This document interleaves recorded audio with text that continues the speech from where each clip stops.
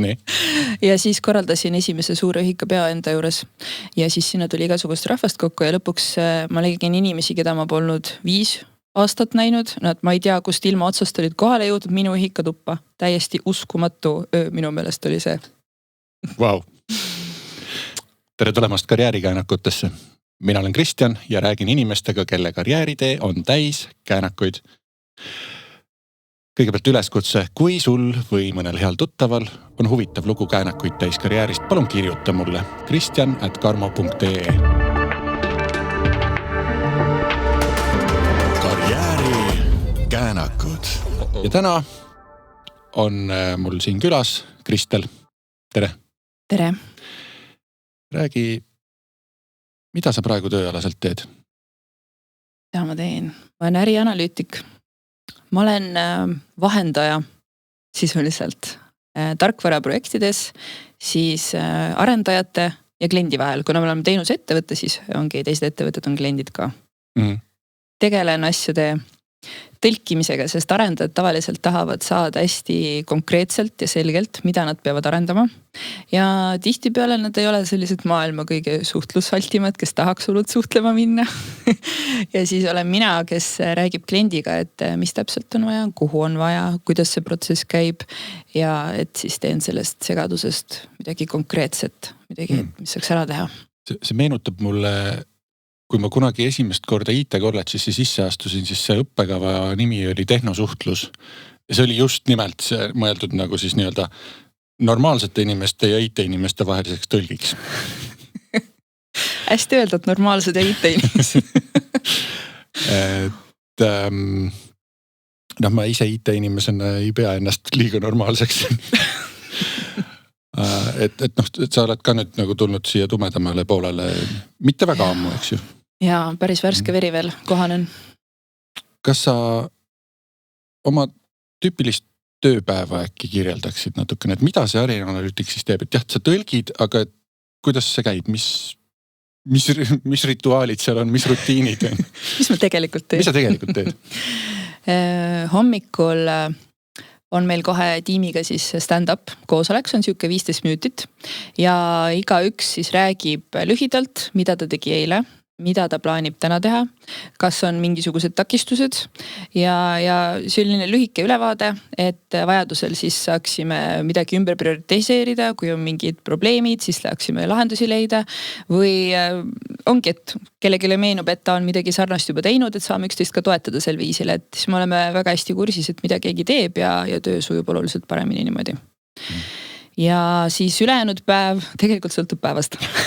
Aga näiteks suhtlen kliendiga. Kliendiga on siis kõned, siis räägime läbi protsessid. Näiteks üks, mis praegu tuleb meelde, üks klient meditsiinis oli ja neil oli vaja siis enda sisemisse süsteemi töögraafikute haldamiseks uuendust.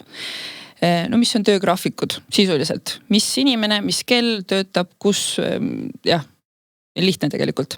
Aga mis siis see analüütiku ülesanne oli see, et milline arst töötab millistel päevadel, kas tal on see tavaline tööleping või tal on käsundusleping, kus ruumis ta on, kus kliinikus ta on, mis teenused, mis kellaaegadel on lubatud, mis kellast on tal paus, mis kell on, ma ei tea, paberitöö, mis kell on operatsioonid, kas tal on õde juurde vaja, kas õel on ka eraldi ruumi vaja, et see on hästi palju detaile ja mina räägin kliendiga läbi ja kui oleme kõik paika saanud, mis on need ärinõuded, mida tegelikult on vaja teha selle suure töögraafikute poti sees, siis arendajad vaatavad, et ahaa, selge, siis nad saavad tegema hakata. Et näiteks selliseid analüüsikõnesid teen, siis ma panen selle kõik kirja, vahel joonistan protsesse, näiteks teine klient on finantssektorist, siis ongi, et kuidas tekib üldse taotlus, mis siis vahepeal tehakse, menetlemised, kes menetleb, mis etapis, kuni lõpuni siis välja, et ma ei tea, leping siis lõpeb või läheb kahjujuhtumiks, on ju. Et joonistan igasuguseid asju ja suhtlen tegelikult tiimiga. Et hästi palju küsimusi on neil või mina täpsustan neid tehnilisi asju. No ja lisaks mingid teised enda sellised koosolekud ka, aga see on enamus, mis ma kirjeldasin. Nii et põhiliselt suhtlus? Jah, suhtlus ja... Tehnosuhtlus, kummitab. Aga hüppame nüüd ajas hästi palju kohe tagasi. no mitte nüüd nii palju, aga. Kui vana ma olen? Kust sa alustasid? Mis oli esimene töö, mida sa mäletad end tegemas? Töö. Kui võtta nagu töö nime all, siis esimesena meenub lapsepõlves peenrad, porganipeenrad, põllud, kõblas, heinategu, kõik sellised asjad, et ma olin täiesti maalaps. Meil olid lehmad, lehmakarja ajamine, kõik sellised asjad. Et siis olidki, suvi oli selline pooleldi puhkus ja pooleldi siis selline töö tegemine. Ja siis hiljem isal ettevõttel oli vaja abi ka paberimajandusega, täitsin igasugust, oligi paberimajandus, selline admin-töö, mida ta ise nii väga ei nautinud, siis ma olin toeks talle sellega. Et selline igatpidi nagu kodused tööd olid selles mõttes. Ma näen siin kohe paralleeli sinu praeguse tööga. Olles ise ka olnud tarkvaraarendaja ja nendega igapäevaselt kokku puutudes, ma tean, et neile ei meeldi väga paberimajandus. Ja. Ja mis on analüütiku töö üks oluline osa? Dokumenteerimine. Eks ole. Et tegelikult see, ütleme siis, et see seeme istutati juba väga ammu. Kõik algab lapsepõlvest. No. Et siin võib-olla kohe see lapsepõlve teemaga mainin ära ka selle, et lapsena täitsa mulle meeldis mängida kohalike külalastega panka. Mina olin pangajuht, siis ma tegin neile väiksed rahatähed, siis mul oli rahakotid, siis mul oli raharaamat ja andsin raha välja, raha sisse, kõik dokumenteerisin. Ja siis teine asi oli, mis ma tegin, olümpiamänge korraldasin. Tegime kõrgushüpet, kõik asjad, ma joonistasin stardijoone, mõõtsin tulemusi, kõik olid dokumenteeritud, autasustamine pärast, et see... Et sina olid see, kes nagu hoidis, et korraldas ja oli kohtunik ja kõik, et aga sa ise ka võistlesid? Ei. Võt õige. Ei ole huvide konflikti. Väga hea. Otse loomulikult. Selle kõige järgi tundub, et mulle vahel öeldakse, kui ma mingi siukse nalja teen, et näed, Excel saab midagi nagu Exceldada, siis et või kui ma tähtenärin millegi kallal, nagu see kohtunik, eks ju, et millimeetri täpsusega ikka pead ju üles tähendama, et kes kui palju sai. You must be fun at parties. Oh yeah. Nii, ja siis täiesti loogiliselt, eks ju, selle kõige peale sa lõpuks läksidki ülikooli õppima majandust. Jaa, tegelikult see oli selline ka mõttekoht, mida ma üldse siis elus teha tahan, see on ju selline oluline koht, on ju nooruke elus. Ja siis tegelikult ma olin nooremana selline hästi vaikne, selline hästi halli hiireke, mööda seinu käisin põhimõtteliselt ja siis ega ma ei teadnud, mis ma teha tahan või milles ma hea olen, pigem ma nagu pelgasin seda maailma. Siis ma mõtlesingi, et matemaatikas olen hea, on ju, see võiks hea olla, inglise keel oli hea. Et need kaks olid sellised tugevamad, aga igaks juks panin maaülikooli ka kuskil erialale sisse, aga see oli siuke back-up variant, et kui esimesed ei lähe. Aga kokkuvõttes läksin majandust õppima, sest see oli selline ikkagi, mitte puhas matt, sul on loogikat seal ja see oli siiski piisavalt laiapõhjaline, et mul on aega veel mõelda, et mis ma siis teha tahan ja annab sellised laiemad teadmised. Ja see spetsialiseerumine oli siis rahandus ja pangandus, finants. Ja. Siis sinu esimesed tööd tudengina suvel? Jaa, tundsin, et on aeg, tahan minna ise raha teenima ja siis sattusin Tallinnasse lastepoodi, Chico pood oli müüjaks Kristiine keskusesse siis. Ja ma ei teadnud mitte midagi lastemajandustest, rasedusest. Siis ma mäletan, mingi lapseootel naine tuli poodi, et tervist, kas teil bandaaži on? Ja siis mul oli, mis see veel on, jumal küll, kust seda saab? Et ajaga õppisid kõike ja siis ongi lapsevankreid ka, on ju, siuksed kallid asjad, neid oli väga hea, kui maha müüa. Ja siis ma seal, kui klient ei olnud, siis ma vahepeal harjutasin, et kui kiiresti ma saan lapsevankri lahti ja kokku, et kui klient on siin, siis ega ma ei saa nüüd, et kust see lapsevanker nüüd käib ja siis on lõks, näete, kui lihtne vaata. Et selline väga põnev aeg nüüd õppida. Sekunditega lahti kokku, nagu mõned mehed Kalašnikoviga. Aga siis sa juba mingil järgmisel suvel jõudsid ka erialasele tööle. Jaa, Tahtsin ülikooli raames praktikat teha ja siis leidsin võimaluse Tere piimatööstusesse minna. Läksin raamatupidamisosakonda, siis selline suveasendaja praktikant ja seal tegin siis kõike seda lihtsat tööd, mida praktikanti läks tegema, et ma mäletan tol ajal oli tal panga väljavõtted, iga hommik oli esimene asi, et kõik kanded, mis olid kontolt välja läinud, ma pidin need kuidagi raamatupidamissüsteemist värki, ma mäletan täpselt, ma veel tegin linnukese paberi peale sinna ja siis järgmine nii sisestatud, see on olemas, linnuke sinna taha ja siis tegelesin sellega. Oh, kui tuttav töö. Mina sisestasin laekumisi, eks. Kui palju tööd sai teha? Jah, ja mõtle praegu on see kõik automatiseeritud, niimoodi need meid töökohtadest ilma jätavad, eks. No täpselt. Aga kas see on töö, mille tegemiseks on tegelikult inimest vaja? No jah. On omaette küsimus. Täpselt. Aga seda ma tegin 2 suve. Lausa. Järgmine aasta nad tegelikult kutsusid mind tagasi. Sellega, mul on mitu juhtumit sellega, kus nad helistavad, mina tudengina magan hommikul vara kell 11 veel ja siis nagu, et Tere, kas Kristel, et me siin mõtlesime, et kas sa ei taha selleks suveks kaapi tulla? Ja ikka muidugi, on ju. Ja siis nii ta läks. Ja ühel hetkel sa sattusid ikkagi ka päriselt panka. Jaa.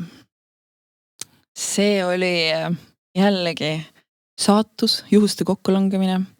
Et siis, kui ma olingi oma selle teise suve seal finantsosakonnas Teres lõpetanud, siis ma tulin, see oli vist mu viimane aeg sealt, et ma tulin veel bussiga tagasi, kõik oli Tallinnas otsad kokku tõmmatud. Mul oli veel hästi väsinud oli olla ja siis jõuan Tartu bussijaama ja siis vaatan appi, üks mu kursaõde seisab seal bussijaama ees ja ootab bussi peale tulemist, issand, ma olen nii väsinud, et noh, et see olukord vaatad, et väsinud, sa ei viitsi small talki teha, aga ta on seal, peaks tegema. Okei, läheme, nii. Tšau, kuidas läheb? Siis natuke aega vestlesime seal ja siis ta ütles, et ta oli suvel seal pangas, ta oli võlanõustaja ja nüüd kui ära tuli, siis nad hakkasidki otsima täiskohaga inimest tema asemele. Siis mõtlesin, et näed, sa mul just ka lõppesin see suvetöö, et otsingi siin täiskohaga tööd, et siis selle kõrvalt pärast bakatööd kirjutada ja siis ta ütles, et kuule, et aga saada CV, ma saadan neile edasi ja vaata, mis saab. Noh, davai. Siis läksin koju ja mõtlesin, et noh, ma ei tea, ikka vaata inimesed räägivad suusoojaks ja tegelikult ei tea, kuidas seal see kandideerimistega üldse on ja siis läks mõni aeg mööda. Jälle mina tudeng vara hommikul kell 11 magan, helistatakse, et Tere, et kas Kristel kuuleb? Et saime teie CV kätte, et see võlanõustajaks on ju. Ja siis mõtlesin, ja, ikka muidugi. Ja siis natuke aega rääkisime seal ja siis täiesti ootamatult see helistaja pööras oma jutu venekeelseks. No, et ma ei tea isegi, mida ta küsis enam, ma olin täiesti niimoodi šokis, täiesti tardun, ma mäletan, ma seisin akna all, ma läksin näost tuli punaseks, mul issand, mida ma nüüd ütlema pean. Minja saavut Kristel. Nada saplatit. Mingid nagu, ta küsis, et kui palju ma tean meile keeles mingeid asju ja siis mõtlesin, et vabandage, praegu väga halb hetke rääkimiseks, et kas me saame intervjuul parun sellest lähemalt rääkida. Ja siis mõtlesin, et okei, jah, teeme nii ja siis järgmisel päeval läksin intervjuule. Käisid öösel vene keele intensiivkursust? Põhimõtteliselt. Ma ei mäleta, kellega ma rääkisin, kas kodus, Ida-Virumaalt pärit inimestega või siis venekeelset tuttavatega, aga et põhiasjad kähku pähe tampida lihtsalt võlg, dolg, nii, nada saplatid, mingi, sellised asjad on ju. Läksin intervjuule kohale, nad küsisid igasuguseid asju, nagu jumala hästi tuli välja ja siis ma teadsin, et üks hetk tuleb see venekeelne osa jälle. Ja siis see intervjueerija, minu tulevane juht, siis järsku ütleski, et nüüd hakkab siis rollimäng.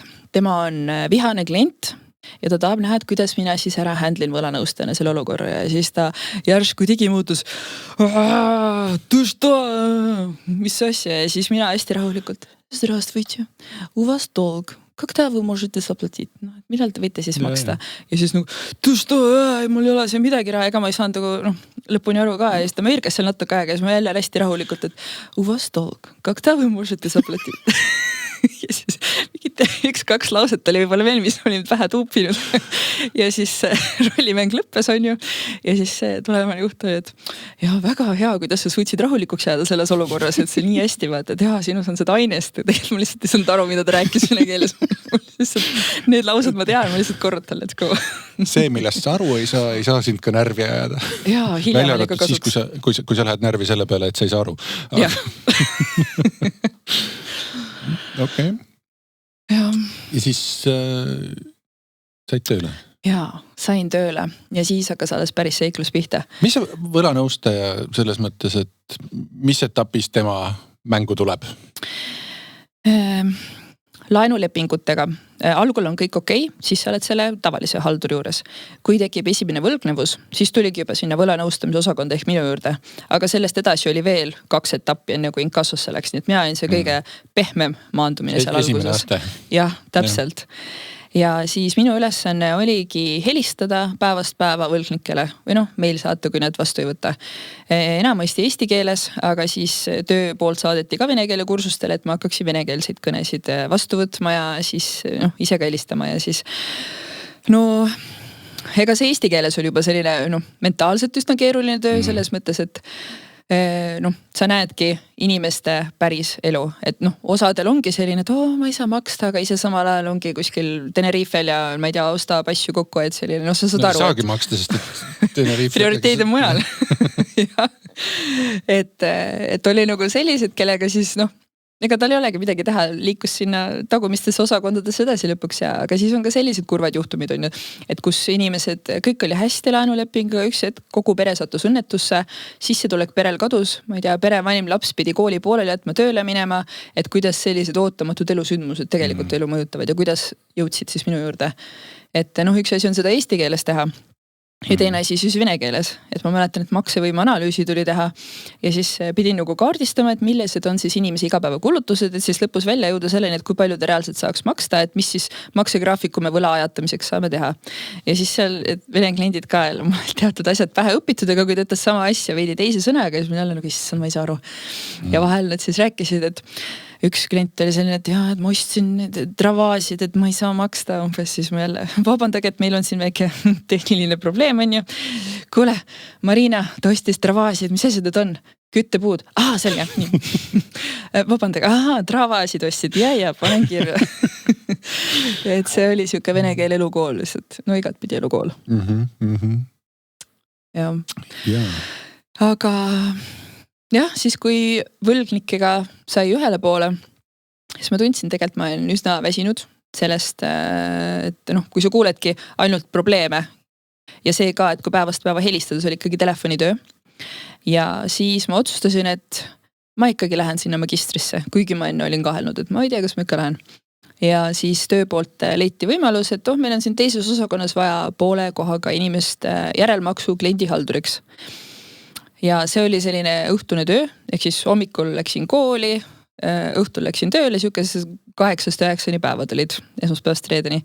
Ja õhtul mu töö nägi siis välja selline, et istusin kontoris ja siis näiteks tuli kuskilt kaupmehe juurest, ma ei tea, praegu ei tule ühtegi meelde, mingi ala Euroniks on ju, tuleb kuskilt mingi taotlus sisse, keegi Toomas tahab osta, ma ei tea, läpakat järelmaksuga ja siis täütis ankeedi ära ja algul see ei olnud automatiseeritud, ehk siis ma pidin ise kõik läbi käima, vajadusel panga välja võtta, siis analüüsin, kas ta saab järelmaksu või mitte, siis varmistan lepingu ja siis panen üles ka, et see kõik pidi toimuma siuke 15 minuti jooksul. Hiljem oli automatiseeritud, see oli kiirem juba.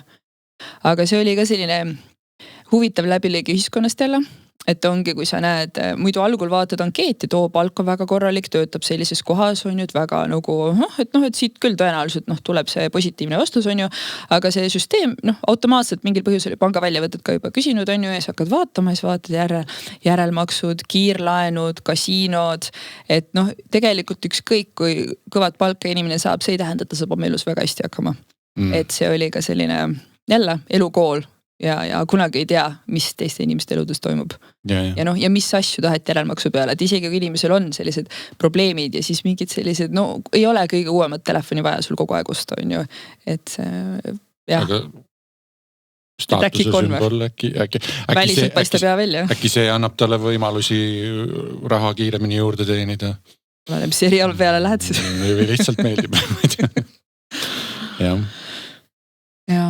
No selles mõttes, et ega ärikultuur, neid on ju ka nii erinevaid, et oleneb, kellega sa suhtled, on ju, et kus on vaja sul äripartneriga nagu pudelite kaupa viina ära juua selleks, et usaldusväärne paista ja kus on siis vaja, et sul oleks just viimase modeli telefon alati, on ju. Jah, image võib kõik olla. Absoluutselt. Ja mõnes kohas on jälle vastupidi, et kui sa tuled liiga kalli autoga parklasse, siis on nagu, mille eest me teile maksame.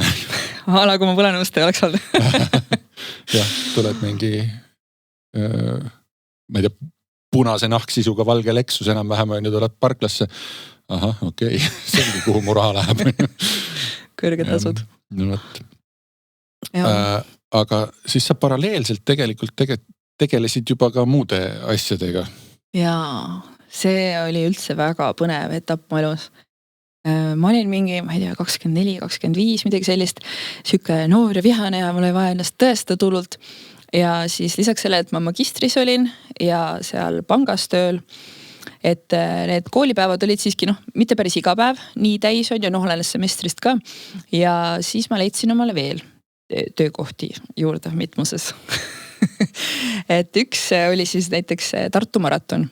Ma olin enne sinna juba kuskil tuttavate kaudu sattunud vabatahtlikuks, aga nüüd siis pakuti, et oleks vaja inimest, et kus ma tahaksin tulla päriselt autasustamis-tseremooniat koordineerima. Ja siis ma mõtlesin, et hakkame siis pihta, davai on ju. Ja see on siis mingi 6 korda aastas, 5, kui neil üritused on. Et natuke enne seda hakkas siis minu osa pihta. Et oligi auhindade Excel, kes on autasustajad, mis kohta tuleb auhindu anda.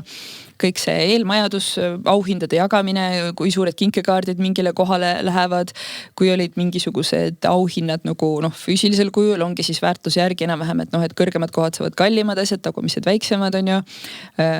Jah, kuni siis selline välja, et sel päeval logistika, lilled ära toomine, mu auto oli vahepeal lilli täis, kui ma siin Otepääle sõitsin sellepärast, et oli vaja lilled ära tuua, kõik need kimbud.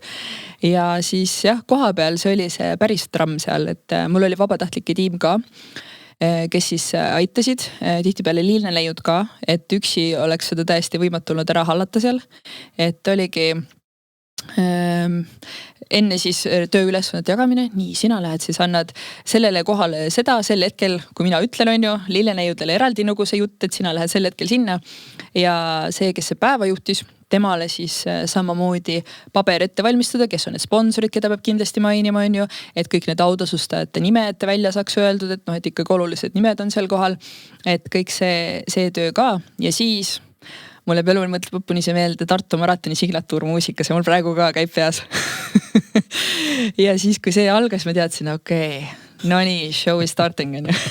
Ja siis oligi siuke tramm, et ja ma ei tea, 3. või kõigepealt 12 kohta oli autasustada seal pärast, et 12. koha võitis see, nii, sina lähed autasustada, sellele annad selle, nii, sina annad talle medali, nii, järgmine, sina annad talle karika, selle ajal esimene autasustaja tuleb juba maha, sina annad 11. kohale nüüd selle, et mina teadsin kellele, mis kohale, mida tuleb anda ja siis majandasin seal.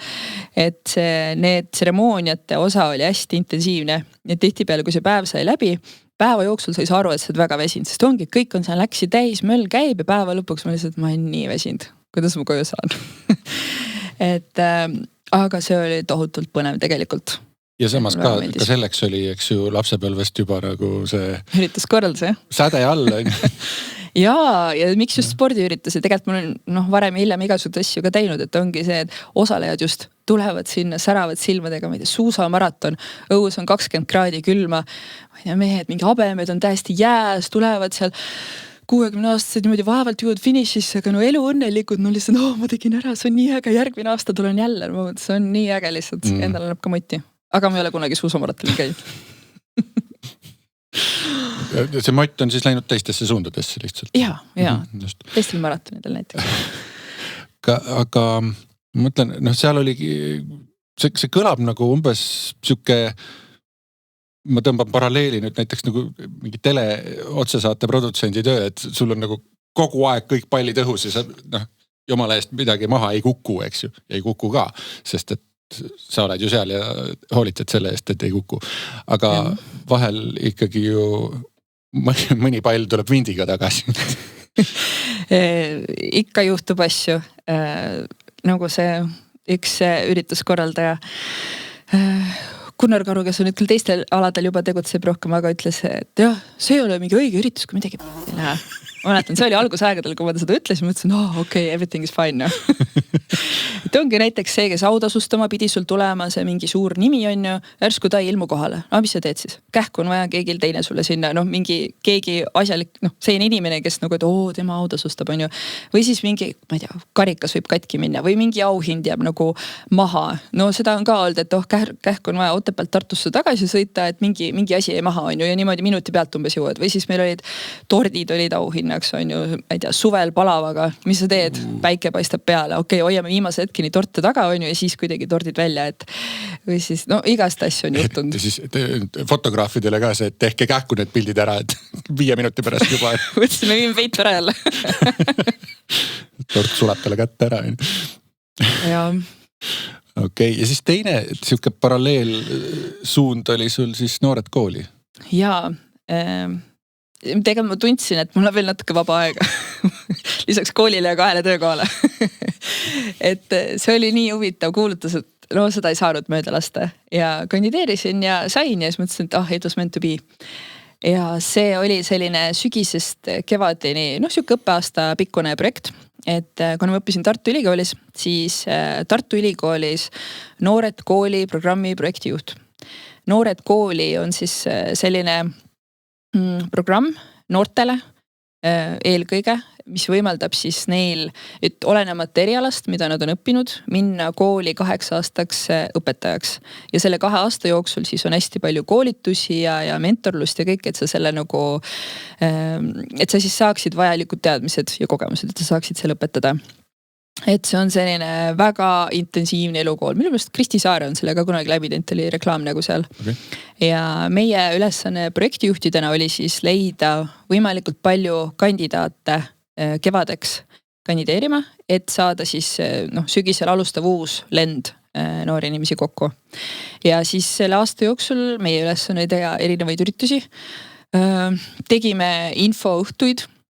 Näiteks kutsusime varasemad osalejad sinna kokku, küpsetasin 2 kooki ja siis kutsusime kõik need tudengid, kuulutasime listides igal pool, kus vähegi sai turundada, et tulge, et see on huvitav õhtu ja et ongi siuke infoõhtu formaat lihtsalt lihtne. Siis ma mäletan ükskord Tartu Ülikooli spordihoone seal eesruumis küpsetasime vahvleid. Söök ikka meelitab tudengeid on ju ja siis ongi, tulevad vahvlid, by the way, siin on Noored Kooli. Äkki oled huvitatud, vaata. Et jah, igal pool, kus vähegi võimalik oli, me üritasime ennast turundada ja lisaks sellele siis käisin loengutes ka rääkimas, et valisin välja, ma ei tea, igalt erialalt mingid ained, õppejõud, kellele kirjutasin. Tere, kas võib 10 minutit siit loengu lõpust tulla, et ma käin räägin Noored Kooli asju, enamus võttis väga ilusti vastu. Ja siis oligi, mõnes loengus oli sul 10 inimest, ma ei tea, kuskil oli 100 inimest ja siis teed oma ettekande seal Noored Kooli teemal ja just kuidas sa nii räägid, et inimesed päriselt oleks ka inspireeritud sellest ja eriti oli muidugi noormehi vaja ja kuidas sa neid nagu inspireerid. Et selline avaliku esinemise kogemus ka ja lisaks siis veel see, et headhunting. Et kuidas siis jõuda just nende konkreetsete inimesteni, keda sa tahaks, et keda sa tead, et kes on oma valdkonnas head ja kes on võib-olla silma paistnud, kes on sellised edasipüüdlikumad on ju, sest see programm, see ei ole lihtne programm, et sul peab olema siuke resilience, see vastupidavus või siuke on ju.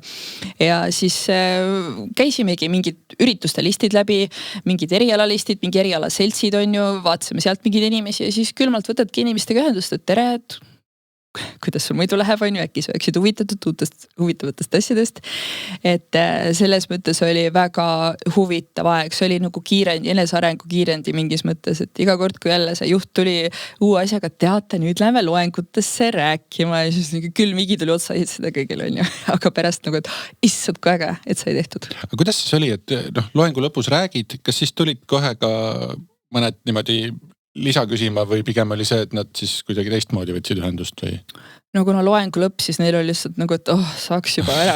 Aga noh, selles mõttes, et see on selline asi, et kui see sind huvitab, see jääb sulle nagu kummitama. Et see ongi selline veits missioonitundega asi, et kui see sind ei kõneta, see ei olegi sinu jaoks. Et seda pigem pärast meili teel kirjutati, et kuule, nägin sind täna loengus, et tahaks rohkem teada. Ja siis läks edasi. Et selles mõttes jah, et sa ei näe seda tulemust kohe, aga juba üsna varsti oma mailboxis. Jah, või mõni marineeris mingi 3 kuud või 6 kuud on ju ja siis tead, ma siin mõtlesin ja nüüd lõpuks võtan nagu kokku ennast. Viitsütikuga. Jah. Ja kuidas sa siis neid motiveerisid seda tegema või mis see nagu võti oli või võtmed? Ilmselt oli neid rohkem kui üks metodet. Üks asi kindlasti ise sellesse programmi uskumine. Ja see, kuidas sa sellest räägid inimestele, see, et sa ise usud sellesse, et see on äge asi, on ju, ja et seal on ägedad inimesed, sa saad selle ägeda kogemuse. Ja siis see ka, et mõned teadsid juba väga kindlalt, nad kandideerivad, väga tore, seal ei olnudki vaja nagu rohkem, aga mõned olid sellised kahtlevad. Ja siis tegime ka eraldi mentorlusi, et saime siis inimestega üks ühele, sain kohvikus kokku ja siis tal oligi hästi palju küsimusi tavaliselt, kuidas mingid asjad on, aga oligi tihtipeale see ei olnud see, et ma tahaks programmist nüüd täpselt detailselt teada asju. Ja kui ta tahtis, ma oleks saanud anda kellegi kontakti, aga tihti oli lihtsalt nii, et ma ei tea, kas ma saan hakkama ikka ja kõik see, et see oligi nagu natuke selline coachimine rohkem, et kui sa ei proovi, ega sa ei tea, alati tasub kandideerida, kui poole protsessi pealt tundub, et sa ikka ei taha, sa võid alati ära öelda, aga et see, et tule vaata, et ma ei oska sulle praegu ka öelda, kas oleksid väga hea või mitte, aga ongi see julgustamine ja see ja milline ma ise inimesena olen, see ju näitab, on tema jaoks see Noored Kooli bränd ka, et kas ta tahab tulla või mitte tulla. Mm-hmm. Ja vaatamata sellele, et sa ise ei ole seda programmi läbinud, siis et kui sa sellesse ikkagi usud, siis see on usutav. Ja. Ega üldse tegelikult ju müügiinimesed ei pea tingimata olema selle asja kasutajad või kliendid, mida nad müüvad. No kui ma lasteasjade poes olin ka, ma ei olnud lapsevanem ega rase ei olnud. Tasub lihtsalt mõista seda klienti, et sa oledki lapseootel, sul on raske, teeme siin kiiresti võtta istet umbes.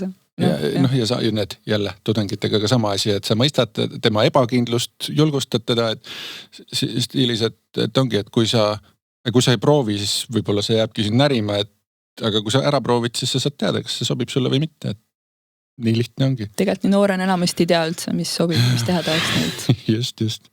Ja.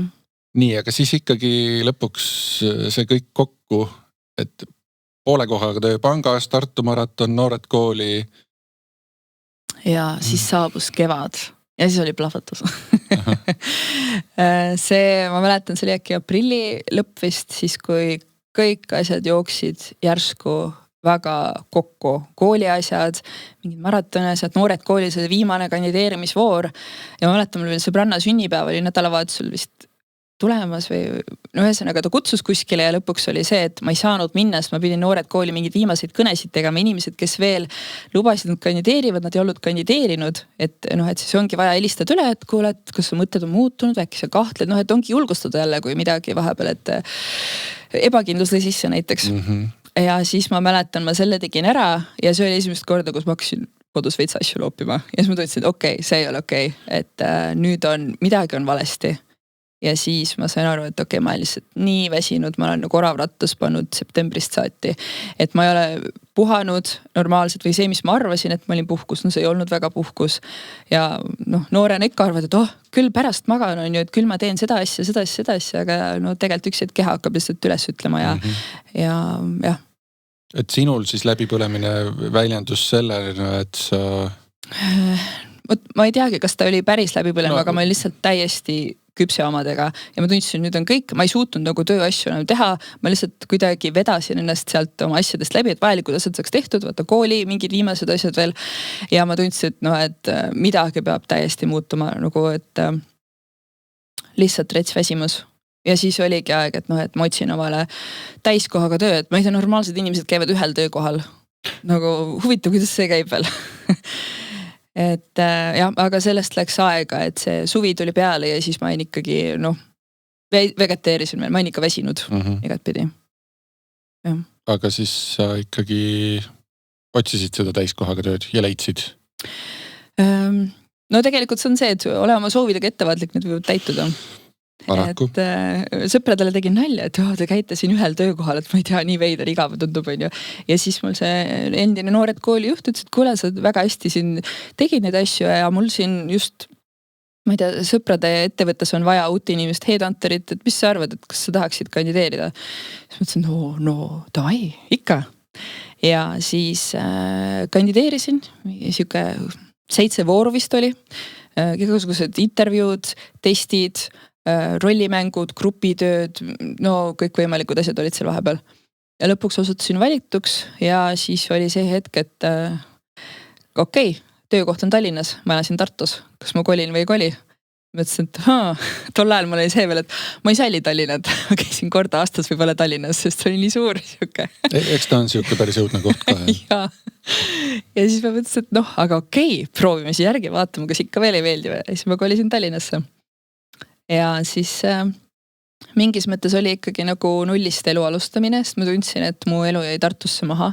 Peamised sõbrad, kellega suhtlesin, ma ei tea, kõik millega ma harjunud olin. Et no sa pid kõike nullist alustama, ma ei tea, ma olen arsti leidma kas või linnas, et see kõik võtab nagu jälle hakkad otsima oma eluks vajalikke teenuseid, kuhu ma trenni lähen näiteks on ju. Ja see ka, et see uus töökoht, et seal olid 3 inimest peale minu, nad olid minust natuke vanemad, ehk siis ei olnud nagu eakaaslasel nii-öelda, kellest kust ka sõpru leida. Ja seal oli ka selline, no ühesõnaga mul läks kohanemisega aega, et ma läksin küll samal ajal tantsukursustele, õppisin ladina tantse. Sealt ma leidsin küll sellise sõpruskonna, aga see hakkas ka varsti lagunema. Ja et see oligi selline, kuidas sa siis teed selle elumuutuse ja kuidas siis ellu jääda selle juures, et kõik ei peagi sulle kohe tulema, vaata automaatselt uued sõbrad, kõik asjad vaata jonksu minema, et see oli väljakutse. Anna aega, ühel hetkel juhtub, on ju. Või noh. On juhtunud. On hea selles suunas ka ise natukene tegutseda ilmselt. Jah. Jah, et kõik korraga ei tule. Ja seal sa olid siis värbaja? Headhunter ütleks pigem selline. Et minu tööks oligi siis otsida kandidaat, et meil oli ka teenusettevõte, siis oli meie poolt üks projektijuht ja mina olin siis tema toetaja. Et mina tegin kõik selle sourcing ut algul, et keda me üldse otsime, klient ütles, siis panime profiili kokku, mina hakkasin otsima selle alusel, peamiselt LinkedInist, Google'lasin samamoodi mingid konverentsi nimekirjad tutvuste kaudu, maa alt, kivi alt, maa pealt, vee alt, igalt poolt, kust vähegi nagu oli vaja koukida inimesi välja, sest tavaliselt sellel on põhjus, kui nad tulevad sinna, et need, kas neil ei ole ressurssi tegeleda sellega või see on selline keerukas ametikoht, kuhu on keeruline leida ja siis mina pidin leidma valimi inimestest. Ehk siis algul olingi, otsisin neid inimesi, panin pika listi kokku ja siis ma tegin sealt mingit valimi omakorda, et kes on need kõige tugevamad, tunduvad. Siis ma hakkasin kontaktandmeid alles otsima ja kirjutasin, ma ei tea, täiesti lambistesse kohtadesse lõpuks, kui mul ei olnud tema telefoninumbrit või e-maili, et siis vaatasin, et tema nimeline inimene mingi foorumi postist kunagi teinud, kirjutan siis sinna talle kas või äkki veab või siis ongi, kirjutasin mingitele inimestele lihtsalt, et kas sina ei tea juhuslikult selle valdkonna inimesi, kunagi kirjutasin Andrei Korobeinikule sellepärast, et kuule, sa oled selle valdkonna inimene, et ilmselt sina ei taha on ju kandideerida, aga oleks väga tore, kui sa leiaksid paar hetke vastamaks. Ma olen jumala võõras inimene talle ja ta vastaski mulle. Nii et selles suhtes oli väga äge, et sai erinevate inimestega suhelda ja just seda silmaring laienes meeletult, et millised ettevõtted, millised inimesi tahtsid.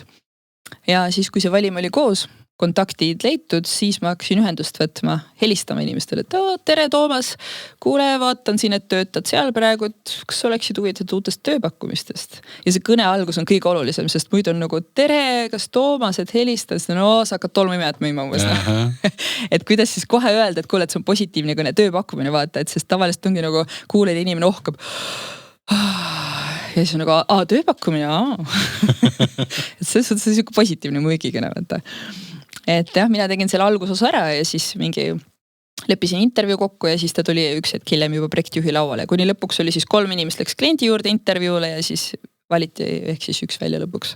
Mingis mõttes siis nagu müügikõne, kus see kaup, mida müüakse, on see, kellele sa helistad.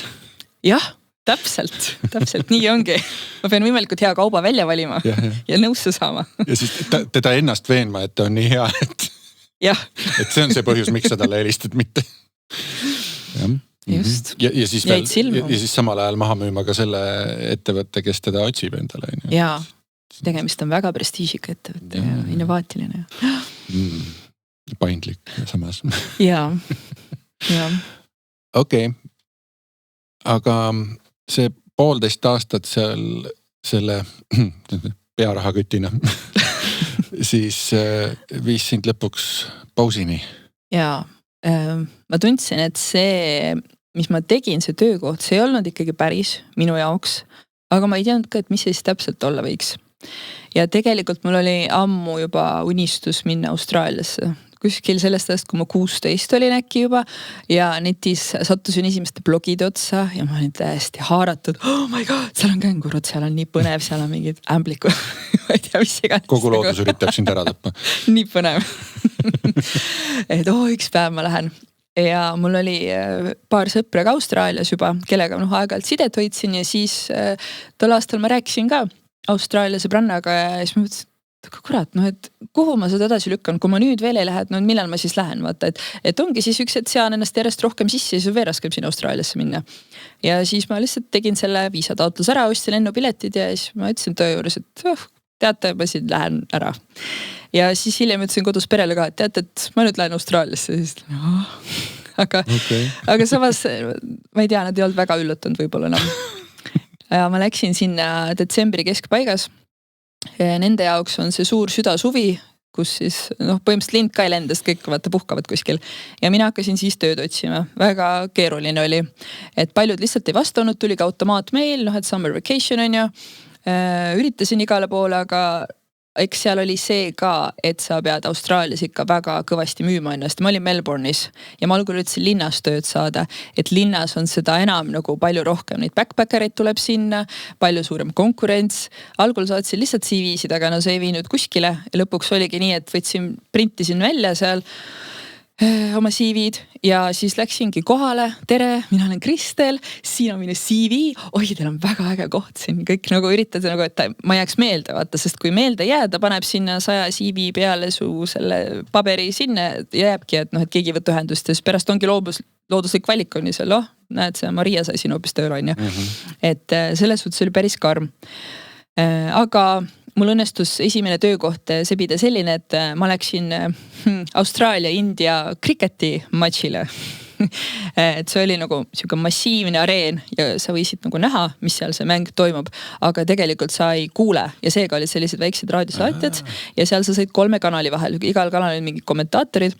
Ja selliseid vidinaid müüsin seal ees, mingi siuke agregaatori seljas ja siis karjusin seal inimestest mööda minnes, et radios, mingi $5 a piece, mingi käisin lihtsalt tunde ringi. Ja siis meil oli mitu tükki seal. Ja aga siis võib-olla mu blond pea tõi edu, sest ma müüsin kõige kiiremini need raadiosaatjad ära, et ma sain minna kriketit vaatama. Et ikkagi eksootika. Jah. Olid India mehed vaata seal, siis why are you doing this job? I have a better job for you. Come to me. Okay, bye. Aga selles mõttes, et sa müüsid neid raadioid, et need ei olnud mitte rendiks, vaid nad ikkagi päriselt jäid, et siis... Neile jäid, jah. Kas oli ka siis neid, kes seal korduvalt käisid mänge vaatamas ja neil oli oma raadio juba kaasas ja... Samas, et kui ühekordselt käid, siis on hea investeering. Jah. Tagastada ei ole kuhugi, jääb lihtsalt koju seisma. Mälestus. Jah, seda küll. Ja. Sellega mingeid muid kanaleid sai ka kuulata või see oli mingit... Ma ei tea, ma ei mäletanud seda. Võib-olla keerisid sagedusele, siis said kohalikud seal. Et jah, see oli see algus. Ja siis, aga spordivõistlustega see polnud veel kõik, on ju? See oli alles algus. Et kui ma Eestis olin neid spordiüritusi erinevaid teinud, siis ma seal hakkasin ka otsima variante, et kogemus on olemas. Mul oli tegelikult Austraalias üks tuttav, kes ise ka triatloniga tegeles ja tal oli mõnesid kontakte. Ja siis läks nii, et ma sattusin Austraalias Ironmani korraldama. Geelong, see oli siis üks linnake Melbourne'ist natuke eemal. Ja see oli väga äge võimalus, et see oli neljapäevast saati, juba läksime kohale, mina olin seal, ma mäletagi event operations äkki. Ja siis ma tegin seal erinevaid asju, infopunktis olin, siis ma aitasin seda ehitada seal, suhtlesin võistlejatega, no siuke all arounder natukene, kuni selle lõpus koristamiseni välja. Et see oli väga äge näha, kuidas nagu profid seda üritust korraldavad. Et noh, et kui Eestis olid teinud selliseid, Tartu maratoni ja mingeid teisi selliseid väiksemaid, aga et seal nagu kui üle maailma tuleb rahvas kokku, et triatloni osaleda, et see oli ikka teine. Aga mis siis nagu selles mõttes just selle korraldusliku poole pealt, mis seal siis erines peale, ütleme selle skaala? No ütleks, et see, et skaala ongi tegelikult kõige alus juba, et see, et need osalejaid on nii palju, selle tõttu on meeskonda rohkem vaja, selle tõttu on vaja üldse rohkem meeskondi, kes kõigega tegeleksid, on ju. Ja ma ei tea, et katkestajad, seal ei lähe niisama ära, vaid katkestaja, mina olingi katkestajate punktis. Algul ma pidin tegema pilti katkestajast ja siis saatma meile WhatsAppi ühischati, et tema katkestas, here is proof, on ju, vali siia omale kirja. Aga siis üks hetk mulle tundus nagu veits kahtlane, et kui tulevadki väga treenitud meesterahvad, on ju, minu juurde on ju, ja siis hey, can I take a picture of you?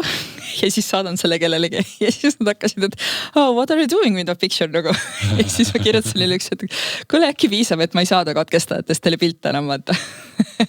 Et jah, selline olukord näiteks, aga kogu see korraldus seal oligi nagu ikkagi professionaalselt mingi miitinguid enne, kui palju see informeerimine ja kõik, et siuke nagu asjad peavad olema timmis jooksma, et ei ole siukest vaatame, kuidas saab või kuidagi rohkem oli mõeldud ka asjadele ja siuke. No selles mõttes ongi, et kui sul juba nagu see tiim on ikkagi mingi suurusjärgu või mõnevõrra suurem, et siis see organisatsioon peabki teistmoodi toimima, eks? Jah. Sul ei mahu inimesed ühte tuppa ära, et kõik oleksid ühes inforuumis ja otse loomulikult, kes mis ajal tuleb, kõik erinevad need meeskonnad ja kõik ja koostöö. Ja siis lisaks sellele ma kirjutasin, ma niisama valisin ka Melbourne'is välja mingid üritused ja vaatasin, et ma kirjutan niisama neile, ütlen, et tere, ma olen Kristel, tahaksin tulla teile appi vabatahtlikuks ja siis mingi challenge Melbourne oli ka triatlon jälle, seal keegi Charlie oli vabatahtlike koordinaator, kirjutasin talle ja siis ma esimese üritusi tegin vabatahtlikuna. Panin neid mingit nännikotte kokku võistlejatele ja kaelakaartidega tegelesin mingi selline asi ja siis ta vaatas, et päris normaalne tšikk, vaata, et saab asjadega hakkama ja siis ta kutsus järgmisele üritusele ka ja siis ma olin juba vabatahtlike koordinaator seal, ehk siis mina panin nemad juba siis tööle neid asju, mis ma ise eelmine kord olin teinud. Et selles suhtes läks nagu väga hästi, et sai nagu käpp sisse kuskile ja sealt paar üritust tegin veel niimoodi ja oleks saanud isegi edasi minna, aga siis ma juba üks hetk liikusin ise nii palju ringi, et ei saanud enam, aga kogemuse mõttes nagu jälle väga äge, kuidas seal asju tehakse. Ja sa lõpuks leidsid ikkagi tööd ka? Nagu päris tööd? Kontoritööd? Mis töö see spordiürituste korraldamine?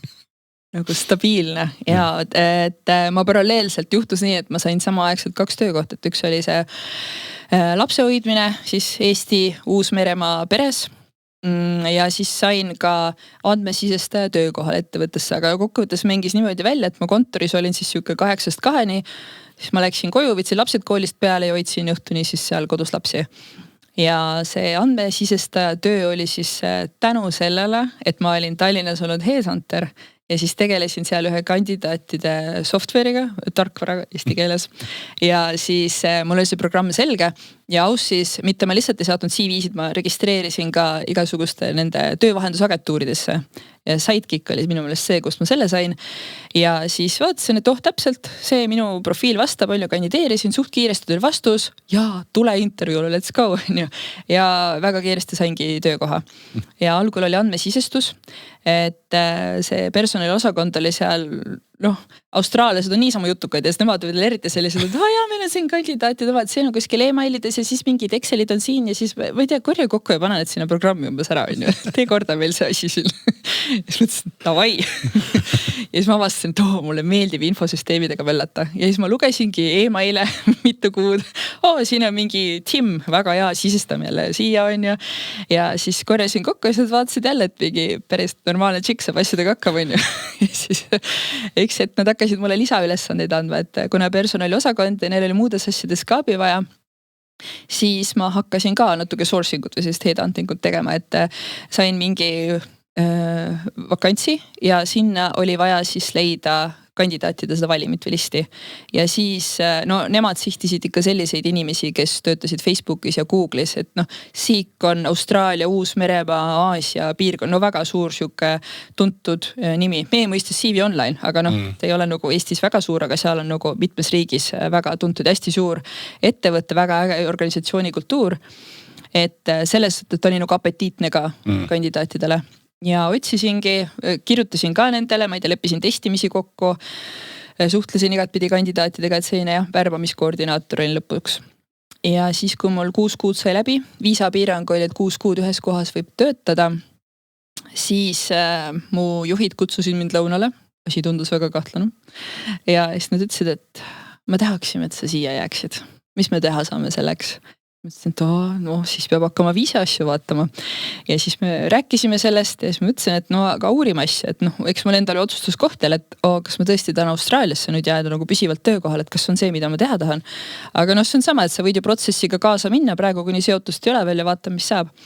Aga lõpuks tuli välja, et see minu ametikoht ei olnud seal Australia Skilled listis, oli mingi recruitment consultant oli seal, aga recruitment coordinatorit ei olnud, aga see oli juba väga suur step up, palga ja kõige mõistes, et ühesõnaga viisa ja bürokraatia oli nii keeruline, et me otsustasime, et ei hakka ja siis ma mõtlesin, et okei, ma lähen siis farmi tööle. Ja siis hakkasin otsima tööd, kirjutasin ka Austraalias käinud eestlastele, otsisin igalt poolt gruppidest, et kust leiaks farmitööd. Ja siis sain info, et teises Austraalia otsas on siuke hostel, mis vahendab banaanifarmidesse inimesi. Siis ma mõtlesin, davai, läheme kohale. 2 päevaga olin ümber kolinud teise Austraalia otsa. Ja siis hostelis hommikul läksime tööle. No banaanikobarad on sellised suured 60-80 kilo on ju, poisid olid need, kes tassisid banaanipuudelt need sinna kohale ja naised siis pesid neid, jagasid kastidesse, kõik see lihtsam töö on ju. Ja siis farmer käis seal ringi aeg-ajalt ja vaatas ka ja siis vaatas, kuidas ma teen seal asju, ütles, et vau, et sa teed nii head tööd, et sa oled peaaegu parem kui mina juba, sa ei tohi farmerist, et parem olla ja et jätka samas vaimus, sa oled ikka maailma parim töötaja, mul on nii hea veel, et ma su värbasin. Ja mul umbes seal kõrvas tõstetud on ju, väga hea on ju. Ja siis see farmer oli natuke kummaline ka, aga nad ongi kõik natuke võib-olla kummalised, need, kes seal üksinda sisemaal elavad, sest see farmer oli ka siuke, ma ei tea, 50 ja tal oli ema, kellega koos ta elas. Lähim pood oli, ma ei tea, 100 kiltsa jälle kuskile minna vist. Ja siis elasid seal 2 ja siis nad olid selles mõttes kummalised, kui tööpäev lõppes, siis pidime minema selle ema juurde, natuke aega siis temaga vestlema ja siis ema palvetas sulle vaikselt kõrva sisse ja siis nagu niimoodi. Võt siis ma mõtlesin küll, et oh my god, kas ma pean 3 kuud siin elama niimoodi. Ja siis see farmer oli ise ka siuke, ma ei oska praegu kirjeldada, aga sa saad aru, et inimese vibe on kummaline lihtsalt. Ja siis esimene õhtu seal hostelis ma mõtlesin, et okei. Ma olin suht vana, aga ülejäänud hostelis on siukesed 19, 18 kuni 22, ma olin juba 26 äkki sellel, ma olin ikka vana seal sel ajal. Ja siis järgmine hommik jälle kell 5 üles ja tööle ja siis tegin täpselt samamoodi asju edasi, mõtlesin, et ma olen ikka vähemalt hea oma töös on ju ja siis farmer tuleb ja vaatab seal mind ja mõtlesin, issand, kui halba tööd sa teed, täiesti kohutav, sa oled maailma kõik kohutavam töötaja, lihtsalt sa oled vallandatud, mine ära. Ja siis lambist. Mida ma tegin? Ja siis teised vaatasid ka seal, et ta ongi selline lihtsalt, tal on lihtsalt siit nagu, bad luck for you on ju. Ja siis hostelist see vend tuli on ju, tal oli autos seal järgmine tööline ja siis viis minu ära, siuke konveier käiski põhimõtteliselt. Okay. Et jah, see farmi töö oli jah, ma olen 2 päeva banaanifarmis töötanud. Nice. Ja siis sa töötasid ka see, mis see nüüd see sõnaühend oli, eks? Au pair. Ja. Otsisin tööd igal pool Facebooki gruppides jälle, et ma tahtsin oma farmipäeva kuidagi kirja saada, aga ma olin enne juba mingid ressursid ära kurnanud ja nüüd ma otsisin siis mingit teist võimalust, et oleks mingi tööd. Ja siis leidsin ühest grupist Emma otsis oma lapsele 1,5-aastasele siis lapsehoidjat. Et kuna Austraalias nad peavad tagasi tööle minema juba 3 või 6, oled 3 või 6 kuud kodus olnud, siis sa pead juba minema tööle ja siis see on hästi populaarne Austraalias. Ja läksin siis, asusin sinna poole teele. Nemad elasid ka seal sisemaal ja siis oli kokku lepitud, tema mees võtab mind ühest tanklast peale, sõitsin bussiga kuskile Pärapõrgusse tanklasse. No, jälle ei ole läheduses mitte midagi ja siis seal auto ääres oli siuke kauboisaapad ja kauboi-müts oli peas ja siis kui ma lähenesin, siis ta tõstis oma seda kauboi-kaabut ja Kristel ja väga hea, tule peale. Okei, David. Ja siis istusin autosse ja siis ma teadsin, et mingi vähemalt tund või 2 oli sõitu. Hakkas pimedaks minema ja siis ütles, et teeme shortcut, et läheme kuskilt metsa vahelt. Oli hästi kitsas tee metsa vahel, pime oli juba. Ja siis suht vaikne vend oli ja siis üks hetk hakkab rääkima, et tead, et aga mis sa arvad, kui hea mõte on, kui sa istud võõra mehe autosse keset Austraaliat ja sul ei ole kedagi teist juures ja siis mul nagu klõnks, mida ma teinud olen. Siis ta ütles, et tead, et päris paljud backerid võivad saad leida oma lõpu niimoodi siin, kas see uks käib kinni siin või lahti või. Ja aga siis ta ütles, et ja seepärast ongi nii, et sa kunagi enam elus niimoodi teeks, et mina olen vaata turvaline inimene, aga sina ei tohi kunagi enam niimoodi minna. Ja siis ma olen, et okei, that was scary. Kui ma sind järgmine kord niimoodi bensujaamas näen. Ma ei võta siia. Põhimõtteliselt, et see oli ka, jumal hoiab noori või sellised, vaata mul oli ka võib-olla julgust, aga ma teadsin, et David ootab seal, kedagi rohkem seal ei oodanud, ütles, et on David,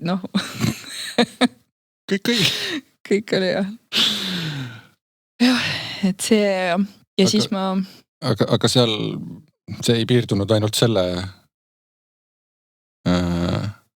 põnevusega või? See periood seal iseenesest, see oli selline omamoodi jah, selles mõttes, et hommikul kell 7 algas tööpäev. See ema oli siis esmaspäevast neljapäevani kuskil sõitis ringi, ta oli müügiesindaja, isa oli veisekasvataja seal ja mina siis vaatasingi päeva ajal last, õhtul isa tuli töölt, tegi söögi ja siis kuskil ma ei tea, 7-8 paiku lõppes mu tööpäev. Õues oli kott pime, sul ei olnud kuskile minna ka, et lihtsalt nii kaugel kõigest ja nii pime. Aga kängurid hüppasid maja ees, see oli väga tore. Ja see mees oli ka võib-olla natuke kahtlane jälle. Et jah, see oli nagu tore, et hoidsin last, koristasin kodu, valmistasin õhtusööki ette ja siis õhtusöögid olidki sellised, et vaatasid tõtta, ei olnud väga jutukas ja siis üks hetk hakkas ka mingit kahtlast juttu ajama seal lõpupoole juba ja siis ma lugesin päeva lihtsalt, kui sealt ära saaks. Et hakkas nagu üritama asju, aga mitte väga kaugele see ei läinud ja aga ma olin hästi palju üksinda. Nagu kompas piire või? Jah. Aga oligi hästi palju üksindust oli selles mõttes, et mul ei olnud kellegagi rääkida. Mul ei olnud kohalikke tuttavaid, mul ei olnud väga kuskile sellist võimalust minna, aga eks ma olin läbi ka õhtuti, kui olin nagu terve päeva mütanud seal lapsega ja möllanud kodus ja siis, kui ma enne olin tahtnud, et läheks Indiasse sinna meditatsioonilaagrisse, siis peale seda ma mõtlesin, et ei, ma tahan inimesi, palun, käime ringi. Ja siis, kui sa ühel hetkel Eestisse tagasi tulid, siis ma seiklesin mõnda aega ringi veel ja siis ma kohtusin igasuguste põnevate inimestega ja siis ma mõtlesin, et personalitööd ma ei tahaks enam teha ja sellisesse suurde korporatsiooni ka ei tahaks minna. Ja siis, kui ma Eestisse tulin, siis ma mõne kuu pärast läksin panka personalispetsialistiks tööle. Ja mitte väiksesse, vaid Eesti kõige suuremasse, eks ju? Jah, läks nii. Aga ma teadsin, et see personalitöö, mida ma siiani olin teinud, see ei olnud päris see, mis ma teha tahtsin. Aga kui ma oleks tahtnud midagi muud teha, mul ei olnud seda kogemust ja nagu on sellega kogemust ei ole, siis on päris raske kuhugile saada. Ja siis ma mõtlesin, et okei, aga proovime äkki selles võtmes personalitöö on hoopis teine, võiks mulle sobida, on ju. Ja kui mulle ka ei meeldi, siis suurtes ettevõtetes kipub olema nii, et kui sa oled juba ettevõttes sees, siis ettevõttes sees on palju lihtsam ringi liikuda. Sa oled mingis mõttes juba garantii saanud, et sa sobid organisatsiooni kultuuri.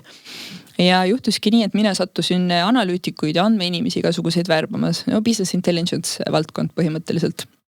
Ja siis värbasin ja tänu nendele värbamistele ma sain ise ka targemaks, et mis osakonnad, mida teevad, mis töökohad, mida tegelikult teevad. Et üks asi on see, mis sa näed seal kuulutusel, see ametinimetus. see oli tihtipeale paika pandud, sa ei saanud muuta, isegi kui töökirjeldus oli natukene teistmoodi ja ega see töökuulutusest ka tihti välja loe, mida täpselt see inimene teeb. Et siis ma käisingi varjutamas neid inimesi, seda osakonda, et mida nad täpsemalt teevad, palju suhtlust, mida see tähendab, et suhtlust või et dokumentide koosta, mida see tähendab. Et hästi palju harisin ennast selles mõttes ka ja inimesed olid hästi varmalt nagu laskma ka enda nagu maailma, et ja tule vaata, on ju, mis ma teen või noh, kui lihtsalt räägin sulle tunnika oma tööst, on ju. Et see oli selles mõttes väga äge. Ja siis juhtus nii, et värbasin ka finantsanalüütikuid. Leidsime siis ühesõnaga kõigepealt oli konkurss, on ju, kõigepealt olid intervjuud ja siis selle juhiga, et kui intervjuud hakkad tegema, sul on, ma ei tea, 10 mintsa on aega kandidaadi saabumisel, siis mis ikka teed, vestled maast ja ilmast ja siis ma küsisin talt niisama nõu ka, et kuule, ma olen ise ka mõelnud siin analüüsi peal natukene, et aga et mida sina kui juht näiteks, et mulle soovitaksid, et kui ma kunagi tahaks analüütikusse minna, lihtsalt nagu, et ma ei teadnud üldse mida tegema, lihtsalt analüütikasse. Ja siis ta rääkis paar sõna ja siis ma okei, sain targemaks. Saime selle konkursi tehtud, värbasin inimese, on ju, siis tuli välja, et teist inimest on veel vaja, siis värbasime veel kord, saime teise inimese ja siis mõne aja pärast ta tuli uuesti, et kuule, mul on 3. inimest ka vaja. Ja siis kuidagi läks hoopis nii, et ta kutsus mind ka kandideerima, sest ütles, et kuule, et sa tundsid huvi, on ju. Tänu sellele koostöötamise kogemusele ma nägin, et sa oskad väga hästi inimestega suhelda ja just kuna ma olingi värvanud erinevate juhtidega seal pangas ja seal finantsanalüütik tegeleb ka erinevate juhtidega eelkõige, et siis et ma näen, et see osa on sul väga hea ja inimesena, et meie klapiksime hästi on ju omavahel ja et kõik see hard skills on ju Excelid ja kõik see andmebaasid, et see on tegelikult õpitav. Ja siis ma ikka mõtlesin väga pikalt, käisin, rääkisin inimestega ja mõtlesin ja kogu selle protsessi jooksul oli aega mõelda ja lõpuks, kui tuli päris pakkumine, siis ma olin ikka täiesti lõpp, ma ei maganud, ei söönud, ma olin ikka, mis ma teen, kas see on see, mis ma tehan, kas ma saan hakkama, täiesti lõpp. Et tundus suur switch, aga kokkuvõttes ma mõtlesin, et kui ma ei proovi, siis ma ei saagi ju teada. Ja siis mõtlesin, ma tulen. Ja siis sa hakkasid järsku finantsanalüütikuks. Ehk siis, et kuulajale nagu väikseks sükseks eelhoiatuseks, et me hakkame juba jõudma tänapäeva jälle, sest et sa olid juba analüütik, aga üldse mitte see analüütik, kes sa praegu oled. See on pikk teekond all. Praegu saan aru. Ja see oli jälle korralik teekond selles mõttes, et kui ma sinna läksin, ega ma ju suurt Excelit ei osanud. Andmebaasid oli väga võõras teema. Tegin analüüse, pärisin andmeid vahepeal 5-kordselt, ma ei saanud aru, kuidas seda tegema pidi, oligi see õpikõver on ju ja siis vahepeal esines ka sellised case'id, teed analüüsi ära ja siis vaatad, et issand, aga 1 miljon on vahelt on ju, mul on nagu 1 miljon eurot on nagu puudu on ju ja siis räägin oma kolleegiga, kes ütleb, et see on mingi ümardamine, et kõigest 1 miljon eurot, et siin ei ole midagi on ju ja siis mõnes teises kohas on nagu, et siin on ka 1 miljon vahet, see on nagu, oh my god, terve 1 miljon on vahet, et see nii oleneb kontekstist vaata, et kõik see taju tekkimine, et see võttis aega. Suurusjärkudest ka, et kui see 1 miljon on, kui me räägime siin ikkagi 100 miljarditest võib-olla mingis kontekstis, siis see 1 miljon ei, polegi nagu oluline, eks ju, ümardusviga. Teises kohas, kui meil on 10 miljonit üldse kogu see pott, siis 1 miljon on päris suur osa sellest. Et... Just. Et ongi see, et see andis ka hea ülevaate sellest, kuidas me äri teeme, on ju. Et millised on üldse pangas, vaata tulud, kulud, kuidas kasum tekib, mis kõik seda mõjutavad, on ju. Ja siis ongi, mis suurusjärkudes mingit asjadest räägime, on ju. Ja mina tegutsesin siis ettevõtete poolel, kus juba on nagu suuremad numbrid kui eraisikute poole peal. Eraisikutel ei ole lihtsalt nii palju finantse, on ju. Et see oli nagu omakorda, see mastaabid olid ikka väga massiivsed, olidki miljardid, olid minu igapäevatöö. Et finantsprognooside tegemised, esialgu, esimene aasta täiesti hull, ma nägin nii palju vaeva. Sügisel algas sektoripõhine prognoos veel. Ja ma töötasin ikka 8-8 selles mõttes, et ma ei saanud aru, mida ma tegema pean. Vaatasin ahah, selline termin, lähen guugeldades ka vast, et ei tule. Ahah, see on mingi sisemine, mingi siuke veider termin üldse. Siis läksin küsin oma Läti kolleegi käest, kes oli ka nagu seenior, küsin tema käest, ütleb, ega tema ka nagu lõpuni aru ei saa sellest. No sest see olidki nagu mingid asjad tulid Rootsist, on ju, mingid asjad olid kuskil keegi paika pannud siin Baltikumides, et täielik tohuvapohu ja siis see kogu projekt ka, et meil oli mingis mõttes nagu uued inimesed, analüütik, mina olin uus, on ju, siis ettevõtete äripoolel see inimene oli vist, ma ei tea, kas värskelt tulnud või esimest korda tegi seda ja kogu see Baltikumi projekti juht oli uus, ehk siis vahepeal oli täiesti lappes ja siis mul oligi, et ma ei tea, me peaksime kokku leppima, kuidas Eesti, Läti, Leedu nüüd teevad, selles mõttes, et igaüks tegi oma moodi, igaüks sai erinevalt aru, see on ka kultuuride vahelised erinevused juba, kuidas on ju tööstiilid ja see oli lihtsalt väga intensiivne periood. Et esimesed pool aastat oligi nii, et kui see tehtud sai, siis mul oli lõpuks mõte, et okei, ma juba hakkan aru saama ja siis läks tunne enesekindlamaks, et noh, et aga mul on selline ka, et no ega ma ei anna alla, närin läbi, võtku, mis võtab ja selline noh, uju või uppu sellist olukord on nagu enne ja pärast ka olnud ja et see ongi selline jälle resilience on ju, et sa kuidagi teed läbi ja kui selle läbi oled teinud, siis muide, läheb. Resilience, viimasel ajal olen kuulnud sellele siukest ilusat eestikeelset vastet nagu kerksus. Kerksus? Kerksus. Uus sõna. Jätkan meelde. Aga seal pangasiseselt, eks ju, personalist sinna finantside poolele liikudes sul oli ka nagu siuke kuidagi nagu isiksuse vahetus või tegelikult konteksti vahetus? Jaa, et hästi palju oleneb ikkagi keskkonnast, et kus keskkonnas sa oled ja tänu sellele ka, et millised sinu isikuomadused pääsevad rohkem esile. Et näiteks personalosakonnas seal nagu on veel sellised suhtlemisaltimad inimesed, on ju ekstravertsemad ja ma tundsin, et ma olen võib-olla selline üks kõige introvertsemaid seal korrusel ja meil oli selline värbamiste statistika Excel ja mulle nii meeldis sellega majandada, numbrid panna ja siis vaadata, mis numbrid kokku tulevad, nii tore on ju ja see leiu, kes minu vastas, siis see on nii kohutav asi, nii tüütu tegevus, mida tegema peab. No ja siis see andis ka mõtte, et okei, äkki ma peaksin analüütika poole vaatama. Ja siis kui ma finantsikorrusele läksin, siis ma tundsin, et ma olen kõige intensiivsem inimene selle korrusel, kõige ekstravertsem. Ma jutustan nii palju, et seal mõned vaatasid juba, et issand, Kristel jää vait, vaata. Töö ajal ei räägita töövälistest asjadest. Et no. Me tulime siia töötajana, meil lobisime ja sääst palka ei maksta. Täpselt, et selline, et ongi, et milline siis oled selline.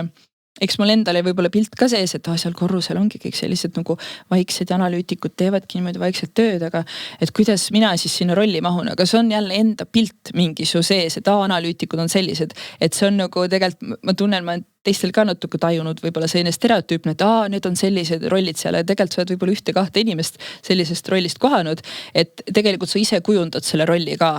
Et nagu mul on ka olnud, mulle suhtluspool oli tugevam on ju, siis ma saingi võib-olla rohkem sinnapoole seda tööd ka kallutada, et see sõltub hästi palju ikkagi inimesest, inimese järgi värvatakse. Ja, aga mingil hetkel sa ikkagi tajusid, et see ei ole päris sinu jaoks. Jaa, ma kokku olin seal kuskil 4 aastat.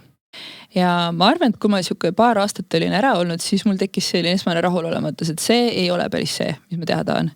Ja siis tuli tegelikult COVID ka. Ja siis läksid tööle asjad eriti intensiivseks selle tõttu, et üks osa minu tööst, päris suur osa tegelikult oli ka kõik, mis on seotud arvelduskontodega.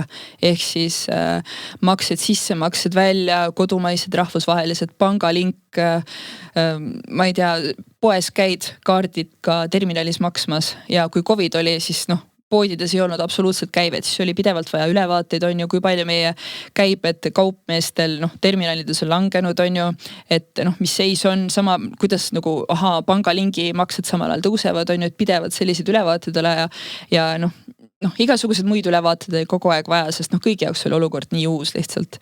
Ja siis töökoormus tõusis, ma ise ka ei saanud vahepeal aru, mul tol ajal see kodus kuulsin, et kuule, et äkki nüüd sööme õhtust ja siis sa pead arvuti kinni võtta.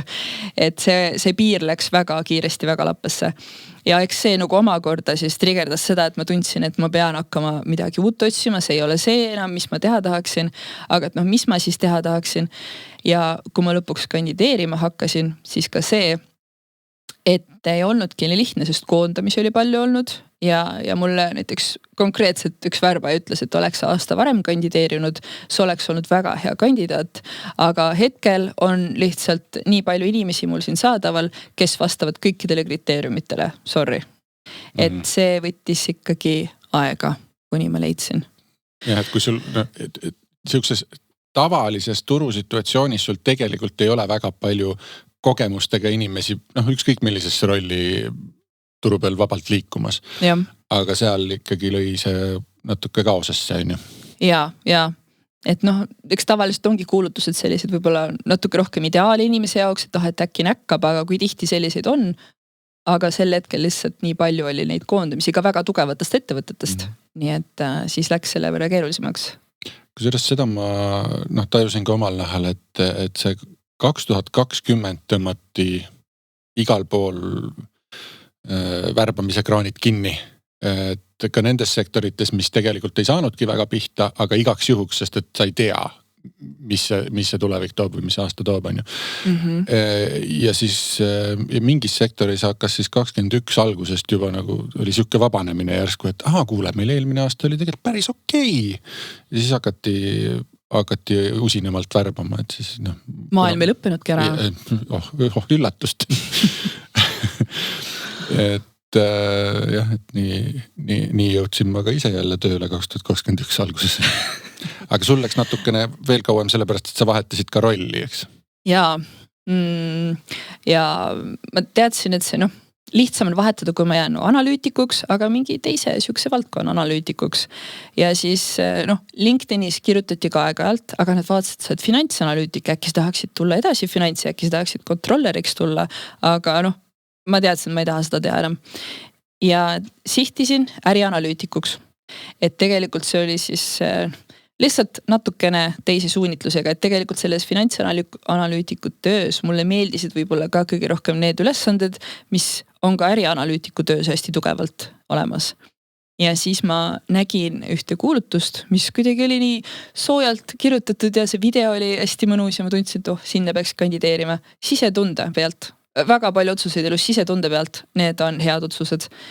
Kandideerisin ja sain ja siis läksin see asi ka veel, et kui ma pangast tahtsin vahetust, siis see on ikkagi korporatiivne maailm, on ju, selline teatud tüüp inimesed on seal ja siis ma mõtlesin, et tahaks siukest 180 kraadi, tahaks midagi täiesti teist kogeda.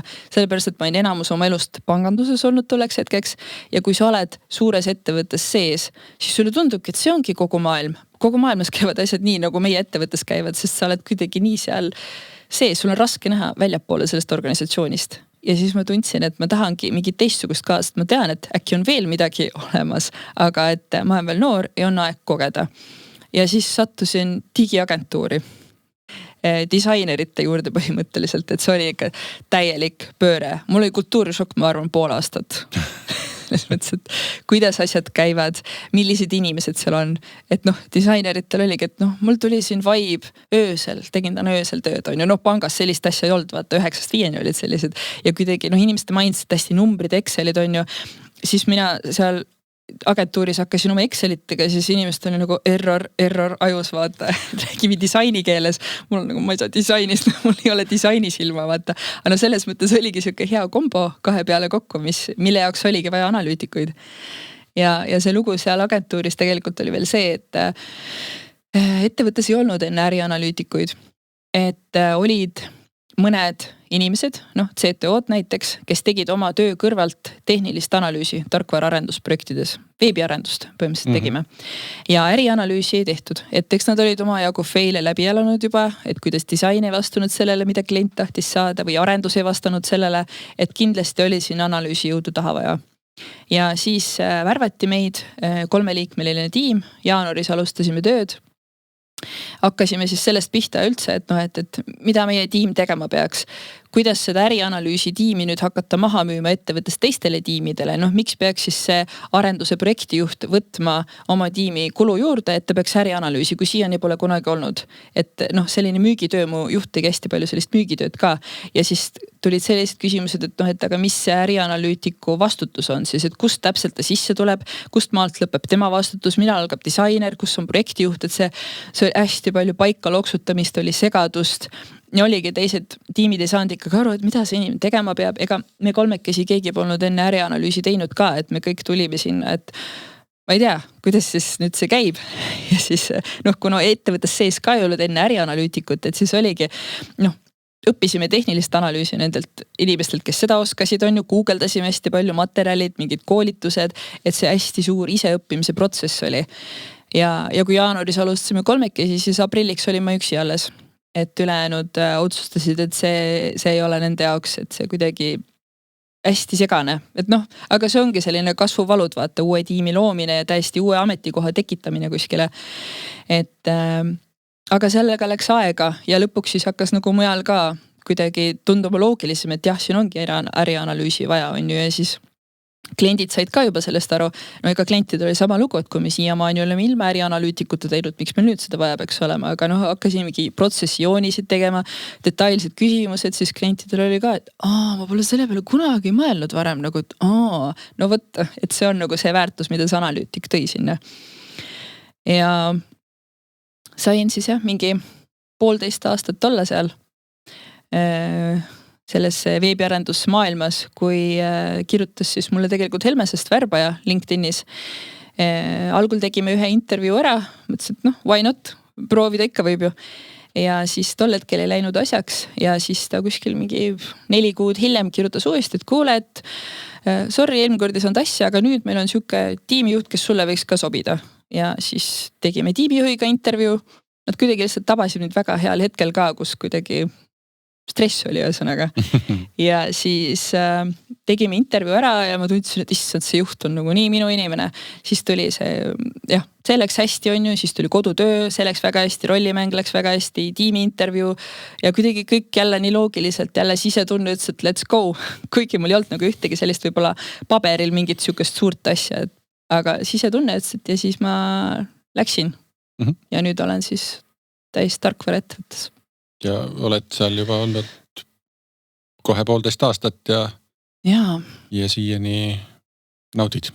Jah. See on väga hea. Lähme küsimuste juurde. Sai lugu räägid. Räägi, mis hirmud sul kogu selle loo jooksul on läbi käinud ja mis sul aitas neist üle saada? Kõige suuremad hirmud on ikka kõige suuremate sammudega. See ongi, kui ma kolisin teise linna, teise riiki või täiesti teise karjääri suunda, et ongi, aga kas ma saan hakkama? Et noh, kolimisega on see ka, et noh, kõik nullist on ju, kuidas ma seal inimestega, no aga need ongi tegelikult kõik ainult hirmud, sest kolimisega noh, ma olen ise selline suhtleja, et kokkuvõttes ikka need inimesed tekivad varem või hiljem, et kui sa ise juba lähed, on ju, need tekivad, aga lihtsalt ja see, et sul on juba mingis mõttes mugav praegus olukorras, isegi kui sul ei ole nagu, sulle väga võib-olla ei meeldi seda olukord, aga sul on nii mugav, et sa ei tee seda sammu, et sinna minna, et sellest nagu välja saada, et noh, tegelikult on päris hea ka juba, miks ma pean minema, on ju, aga noh, et kuidagi ise nagu räägid ennast välja sellest vahepeal, et see ühel õlalingel ja teisel teemal, see võitlus käis ühesõnaga. Ja karjäärivahetusega ka, et ongi see personalivaldkonnast, ma ei tea, finantsanalüütikuks, et ma ei ole Exceliga selliseid asju teinud enne, ma ei ole näinudki, et Exceliga selliseid asju tehakse, nagu mina pärast tegin. Et mingi, nagu, kui ma sinna läksin, siis nagu panga finantsprognoos, mina teen panga finantsprognoosi või? Ma olen mingi personalist olin, vaata, aga ongi see pärast nagu saad aru, et ma teengi ja tegelikult nagu jumala äge on seda teha, jumala põnev on seda teha. Et noh, ongi, et kas ma saan hakkama ja kas see valdkond on minu jaoks sellised hirmud, et kas see samm on minu jaoks? Selles olukorras võib-olla on ka huvitav mõelda selle peale, et kõik need inimesed, kes seda tööd teevad, on ka inimesed. Olid jaa, siiamaani. Et mis neil nagu kui nemad saavad hakkama, siis järelikult see on õpitav ja miks mitte, eks? Jaa. Huvi pärast, kas sul selliseid momente ka on nagu olnud, et noh, et sul on neid julgeid hüppeid on ikka olnud, et noh, et Tartust Tallinna kõigepealt ja siis Austraaliasse ja siis finantsi ja siis veel sealt IT-sse. Kui palju sul neid momente on samal ajal olnud, kus sa oledki ennast nagu sealt serva pealt tagasi rääkinud, et ei, ma ikka ei hakka? Ma arvan, et neid olukordi on olnud rohkem, kui praegu meelde tuleb. Selles mõttes ja kunagi mõtlesin endale, et ei, mina küll IT-sse ei lähe, see ei ole minu jaoks. Selles mõttes, et no mina olen see, kes nagu, mis see, generalist ühest valdkonnast teise. Et ja siis ma olengi nagu, et noh, mis see järgmine samm võiks olla, sest ma ise nagu arenen ka läbi nende töökohtade ja karjääri ja siis noh, mingil hetkel, kui ma tunnen, et isiksuslikus arengus on vaja edasist hüppet, ongi, et kas sa teed tööalaselt mingi muudatuse või siis noh, väljaspool tööd mingi muudatuse. Et ma arvan, neid kohti on päris mitmeid olla, kus ma olen nagu liiga kauaks jäänud sinna, kus ma olen olnud. Ja noh, eks ma oma IT-ga seoses veel, et ma oma venna pealt ka nägin, et no tema oli lapsest peale arvutite fänn täielik. No oli teada, et tema seab oma elu arvutitega. Ma nii kadestasin teda, et millal minul ükskord see teadmine tuleb, mida mina oma eluga peale tahan hakata. Et algklassides seal ülejäänud klass arvutitunnis liigume hiirega vasakule start nupu peale ja siis mu vend küsis, et tahaksin kodulehti tegema, aga mina neid õppima hakanud, ta on lihtsalt igav seal. Et no mina ei olnud kunagi selline, et see on minu valdkond, et sellepärast mul on ka võib-olla olnud selline, et no ma ei tea, mis see on, kas see on nüüd minu valdkond või see on nagu ei tea, äkki see ikka ei ole, vaata. Et ma olen kindel, et ma ikka mõtlen kindlasti veel mingis kastis, sest ma ei olegi mingite valdkondade peale mõelnud veel, sest ma ei oska mõelda nende peale ja siis ma võib-olla räägin ennast ka kiiremini välja. Ja seal, mul tuli 2 küsimust korraga, sest ma sattusin segadusse sisemeliselt. Kõigepealt siis see, et kui sa noorest peast mõtlesid, et millal mul ükskord see teadmine tuleb, et mis see minu valdkond on, et on see siis nüüd tulnud või? Tead, ma arvasin, et see ei olegi üldse nagu küsimus, mida peaks endalt küsima. No vaat, et kui sa aktsepteerid seda, et sa oled generalist, siis ei peagi seda klikki käima. Mul ongi teatud tugevused, kogun igast valdkonnast mingid teatud kogemusi ja Magic siiamaani iga järgmine samm on kasutanud kõik eelnevaid kogemusi kuidagi. Nii et ma ootan põnevusega, mis mu ükskord järgmine samm saab olema, sest tegelikult seda põnevam ongi olnud. Ja siis teine küsimus, rääkides hirmudest veel, et kui sa Austraaliasse läksid ja avastasid, et ma jõudsin siia täis põua ajal, on ju. Ja. Siis ka natuke nagu tõmbas põlve värisema või? Ma ei ütleks, sest ma tunnen, et sellistes olukordades mina võtan jalad kõhu alt välja. Kuidagi, et siin ei ole varianti, et ma olen tagasi. Ma ei tea, ongi, lähen kaevan maa alt omale töökoha välja, nagu kust iganes. Miski pärast hakkas mul Eminem praegu peas karjuma. Nii, laula. Ei, see ei kannata tsensuuri. Okay. Success is my only option, failure's not. Et jah. Ühesõnaga jah, et kuidagi mingi töö peab tulema ja ükskõik, ma võin mingi aja kas või mingid täiesti lambist asja tulema, kuni saan jalad nagu alla, et see, kus ma elasin ka algul mingi väikses diivanil kuskil nurga taga, et kuidagi ikka saab, alati. Küll midagi tuleb, et selline sihikindlus või järjepidevus on see mul olemas. Et seda, aga nagu seda, et või palju sul seda puhvrit Austraalias veel oli, et ega liiga palju ei olnud. Tagasisõidupileti jagu oli kogu aeg varuks. Seda küll. Finantsteadmised sain juba varakult pangandusest. Sa ikkagi olid seda õppinud, seda asja.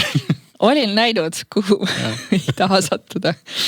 Et mingi selline varu oli ikka, aga ma teadsin, et ma olen aasta aega ära ja siis. Huvi pärast, mis siis juhtub, kui sa oled Austraalias, sul ei ole tagasilennupileti jagu raha ja sul saab viisa otsa? Mis nad teevad? Kuhu nad saadavad su? Hea küsimus, ma ei ole seda teinud, aga samas, siis sa võid minna ju kõige lähemasse riiki, kuhu on kõige odavam lennupiletit osta. Ma ei tea, Uus-Meremaa või Bali või mis iganes. Aga võib-olla nad saadaksid su koju tagasi. Kui Nad ise saadaks oma kuludega, see oleks eriti hea ju. Teeme raiskalastud võimalus. Eesti saatkond maksab kinni lõpuks. Tea, jah. Ja kui sina tead, siis kirjuta kristjan@karmo.ee või jäta siia alla YouTube'is näiteks kommentaari. Nii, siis mida kasulikku sa oma eelmistest rollidest uutesse kaasa oled võtnud? Väga palju. Selles mõttes, et isegi kui algul nii ei ole tundunud, siis tegelikult tagantjärgi vaadates ongi igast rollist olen midagi väga olulist kaasa saanud. No näiteks see võlanõustamet, kas või see, et ma pidin hakkama vene keeles asju tegema. Et mul ei ole küll hiljem seda vene keelt võib-olla nii palju vaja läinud, aga see fakt, et mul on vaja hakata vene keeles kõnesid tegema, järelikult ma pean selle vene keele selgeks saama, vähemalt sellel tasemel. Et noh, jällegi see õppimisoskus või see enda isiksuse arendamine selles mõttes, et jah, ma teen selle ära, kui on vaja. Ja isegi kui sul mõned tööülesanded ei meeldi, päevast päeva kuulda inimeste probleeme, et ma teen selle ära, sest mul on vaja seda tööd teha praegu. On ju, kõik tööülesanded ei saagi kogu aeg meeldida. Ja noh, ma ei tea, see kõik need kandidaatidega tegelemise töökohad, et tegelikult no puhas inimsuhtlus on ju, või et kuidas sa müüd talle seda, kuidas mina olen selle ettevõtte bränd, mina olen selle ettevõtte nägu, tema ei tea võib-olla meie ettevõttest ja mu kliendist mitte midagi ja mina, kuidas talle helistan, kuidas suhtlen, see tekitab esmamulje ja sellest ka tuleb, et kas ta tahab minuga edasi suhelda, selle kliendiga edasi suhelda, kas ta tuleb üldse protsessi kaasa või mitte, et kui oluline mina olen kogu selles protsessis, ongi see suhtlus, kommunikatsioon, sõnastus, kõik, kas või kehakeel intervjuudel, väga suur olulisus. Mis on tegelikult praegu ka ärianalüütiku rollis ülioluline, eks ju? Jaa, samamoodi kliendi suhte hoidmine. Saada see info kätte, saada kindlus, et see on nüüd õige ja nii edasi, eks ju? Täpselt, et see on tegelikult igas rollis, ma ütleks, väga oluline.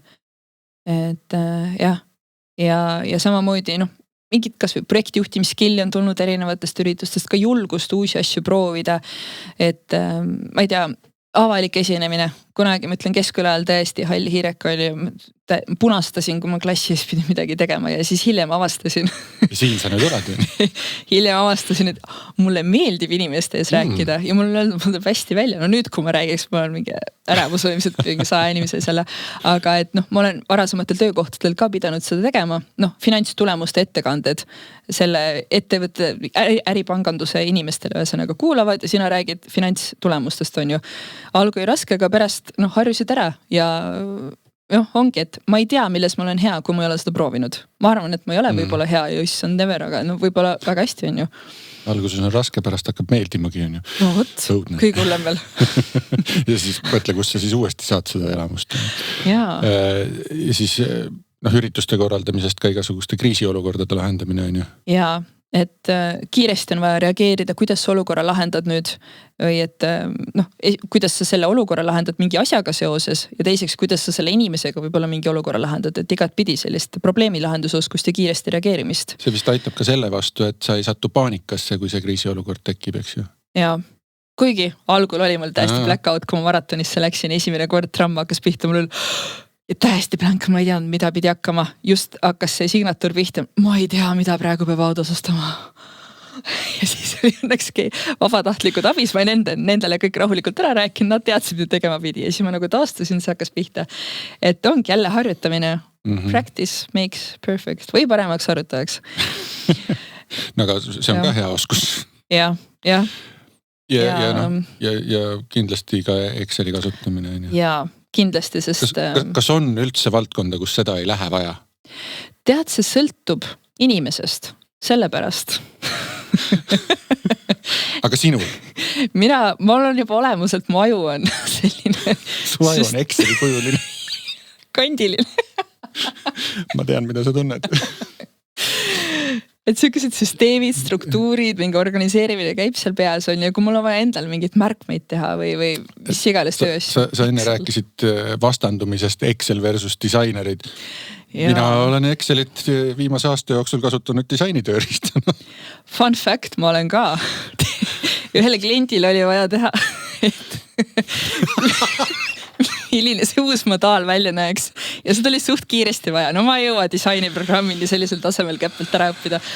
Kähku Excelis viskan valmis, hea, kõik käe sees ja siis näitas, ma ei tea, see klient oli nagu, issand jumal, Kristel, sa näitad mulle Excelit praegu. Ja siis ta veel ikka tükk maad hiljem meenutas sulle, et kas sa teed Excelis mulle jälle selle. See on see Exceli disainer. Aga sellega saab nagu aru küll, kui mingi väga fancy ei ole. Nii et. Kui sul oleks ajamasin ja sa saaksid sellega liikuda oma karjääri piires ükskõik millisesse punkti, kuhu sa läheks ja mis nõu sa endale annaks? Mitu kohta, kuhu võiks tagasi minna ja endale öelda, et nüüd on juba piisavalt ebamugav hakka liigutama.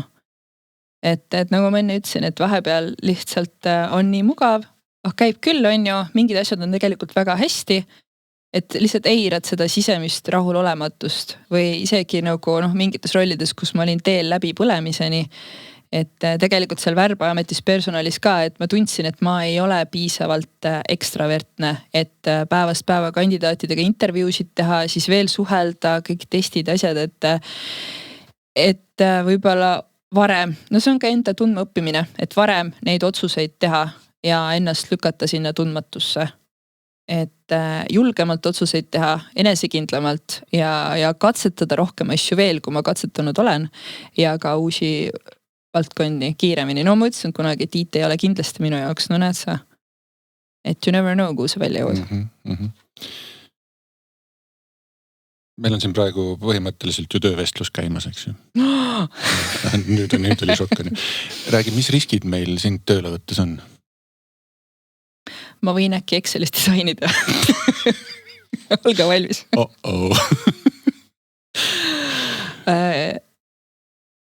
Jah, mitu asja. Mul on kindlasti vaja suhtlust ja mul on vaja tiimi, toetavat tiimi, sest inimesed on minu jaoks väga suur väärtus töökohal alati. Ja mul on väga oluline kvaliteet, kõrged standardid ja see perfektsionism. Et ma võin vahepeal asju väga palju jääda kauaks timmima, sellepärast, et seda saab veel paremaks, et üks lihtsalt ratsionaalselt, see on juba piisavalt hea ja cut ja siis edasi minna. Et mul on oht. Kuidas saab üks perfektsionist järgida seda Pareto printsiipi, et 20% pingutusega 80% tulemust ja aitab küll, lähme edasi järgmise asja juurde? Väga igav vastus, eneseteadlikkus. Ei ole üldse igav. Mida rohkem sa ennast teadma õpid ja siis sa tunned üks hetk, et nüüd on see piir ja teed selle otsuse. Sest muidu sa oled in the flow ja sa oledki läinud jälle. Õpi voolust välja tulema. Jah. Siis räägime unistuste karjäärist. Unistuste karjäärid. Ma olen selle peale mõelnud päris pikalt oma elu jooksul. Ja kui on ka küsitud intervjuudel. Ja siis mul on tegelikult aja jooksul ka erinevad vastused olnud. Et ma kunagi tahtsin ka, et kellega koostaks mingi ettevõte. Ma ei tea mis, sest mina ei ole ideede inimene. Mina on see, kes teeb asju Excelis näiteks. Et mingi siuke äge oma asi. Aga samas enamus kordadel on ikkagi tulnud see, ma ei tea konkreetset valdkonda, sest see võib muutuda. Aga see võiks olla kindlasti kuidagi teiste kultuuridega seotud, midagi rahvusvahelist.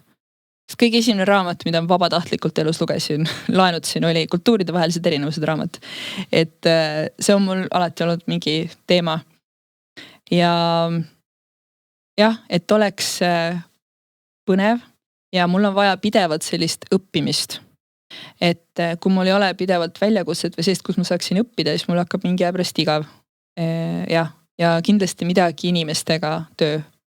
Aga ma ei oska täpselt mingid asjad. Mul on erinevad rollid olnud, aga jah, viimased 5 aastat on olnud kas või sellised, et ma ei tea, kus ma 5 aasta pärastki olen. Ma ei hakka küsima, kust sa pensionile tahad minna. Aga lapsepõlveunistused? Lapsepõlveunistused. Mu ema oli õpetaja, ma tahtsin kunagi õpetajaks saada. No lisaks sellele pangajuhi ja olümpiamängude korraldaja ametile.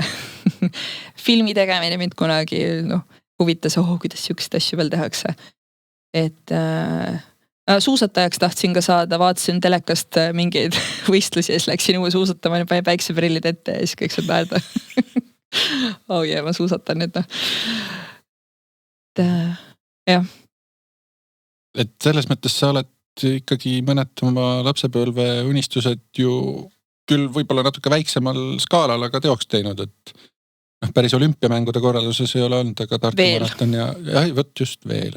Ja. Võt seal on kultuuride vahelist seda ka päris palju komponenti. Jaa, ma ütlen, Hawaii Ironmani tahaks minna korraldama, olümpiamänge ka näiteks, jah. Ja, järgmised olümpiamängud on LA-s, et see ei ole ka nagu Hawaiist liiga kaugel, kuigi jaa, tegelikult ma olen kõik olümpiamängude kandideerimisvoorud maha maganud siiani. Ma pean jälgima hakkama. Ja lõpetuseks, soovita kuulajale midagi head. Midagi head, sa naatasin, too poest midagi head, mis see hea on. Kohukest.